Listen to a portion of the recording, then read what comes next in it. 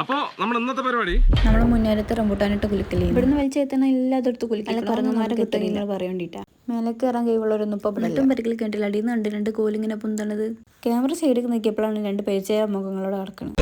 ഇവരെ ഞാൻ എവിടെ എന്റെ റെയിൻകോട്ടല്ലേ അതിന്റെ പോയി ഓ കഴിച്ചിലായി ആകുമ്പോ രണ്ടുമേ നിന്നാലോ എന്റെ കൂട്ടി വിട്ടിട്ട് ഉമ്മ അതൊക്കെ വാരി കൊണ്ടുവരാൻ വേണ്ടി പറഞ്ഞു താഴത്തേക്ക്. ഇത് വാരാൻ പാകായിക്കണോ എന്നുള്ളത് എങ്ങനെയാന്ന് ഞാൻ അപ്പൊ കാണിച്ചിലാവേ.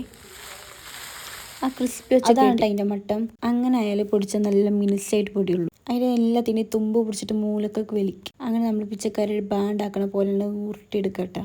കണ്ടില്ലേ, ഇതാണ് അതിന്റെ ഭാഗത്ത് നമ്മളെ തോളത്തിട്ട് ഇതെടുത്ത് പോരുമ്പോഴാണ് മാമിയുടെ കിണറ്റിക്ക് എന്തൊക്കെയാണ് വീണിക്കുന്നത്. മറിഞ്ഞിട്ടിട്ട് ചക്കിരും ചാക്കൊക്കെ പാടത കിണറ്റില് അത് എടുക്കേണ്ടത് അത്ര പാടില്ല. 4 പുറം എല്ലാവരും പടവട്ടാനിട്ട് അപ്പുറത്ത് അവിടെ നേർച്ചാക്കലും ഗ്യാസിനോത്തും തുടങ്ങിക്കണം. കൊളത്താത്തോണ്ട് പിന്നെ കൊട്ടിറക്കാൻ തുടങ്ങി.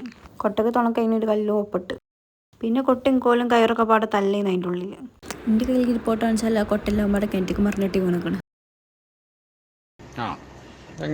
എൻ്റെ പുയ്യാപ്പിൾ സൂപ്പർ ആയതുകൊണ്ട് എല്ലാതും പുഷ്പം പോലെ കയറ്റിയെടുത്ത് മേലക്ക് ഔട്ട് ഞാൻ കഴിച്ചില്ലായി. എൻ്റെ കേൾക്കാറുന്ന് ബാക്കി. അന്നത്തെ പരിപാടി ഇത്രയൊക്കെ ബൈ.